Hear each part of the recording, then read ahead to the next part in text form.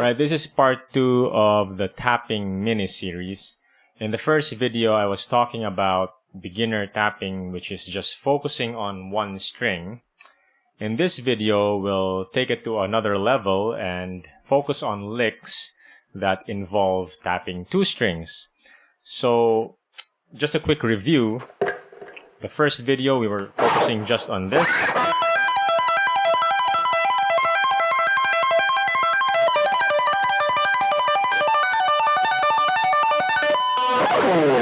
Only one string. So how do we tap two strings? It's actually very simple. We apply the same concept. So taking all different kinds of patterns, any pattern that you like. So you can maybe if you have notes A, B, C, you can arrange them in any order, like A, B, C, C, B, A, or maybe a 4-note pattern like A, B, A, C, C, B, A, B. So what that sounds like is this. ABC will CBA. So any pattern that you can think of. But one of my favorite patterns that I really like to use with two strings is the CAB.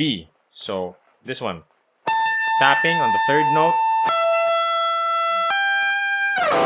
So I didn't mention this in the first video. So when I say those three letters, they are not the names of the notes that I'm playing. They are just a representation of the first, second, and third note, because it applies to anywhere in the fretboard. So, I just named them A, B, C for simplicity. So C, A, B will look like this. So technically just the third, first, and second note in that order. So taking that pattern, and instead of just playing it in one string, we'll play it in two strings. So it's going to sound like this if we're going to alternate two strings.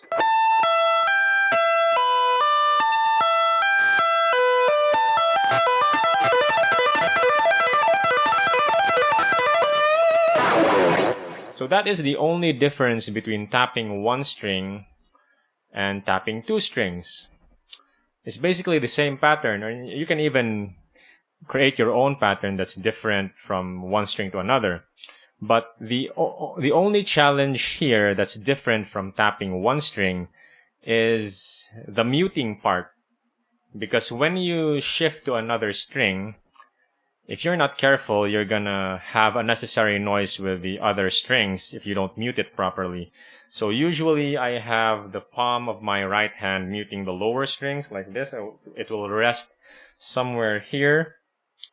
And for the higher strings that are not being played, I make sure that it's gonna be tapped somewhere with the index finger, I guess. I'm not really sure. I haven't really thought about it, but I make sure that it doesn't ring when I shift to a different string. So for example,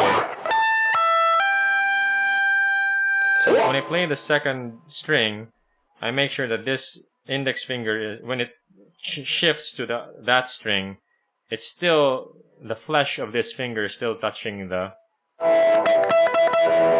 first string, so that it won't ring. So it's muted. So that's the only challenge. That's the only difference between tapping one string and two strings. Aside from the increased difficulty of tapping two strings, you have to think about muting the strings properly so that you won't have any unnecessary noise. So that's basically it. Just taking any kind of pattern that you like. Another pattern that is really good with two strings is the CBA, or the descending. And you can play that into two strings.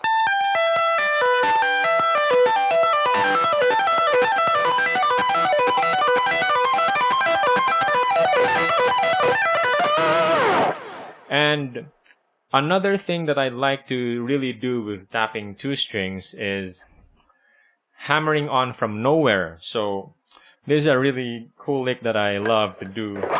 So instead of tapping to the next string, I just hammer on from nowhere. So with a ring finger, I hammer on from nowhere on the 15th fret. So, and you can repeat that over and over again. So see how my ring finger just rolls like that? That's because when I go to the first string, I'm muting the B string because I'm leaving that string.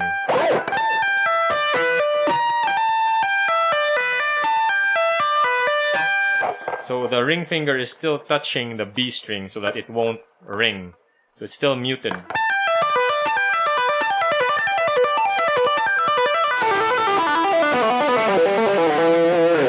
So taking all those 2-string tapping licks and just moving them around anywhere on the fretboard. So that's how you tap 2 strings.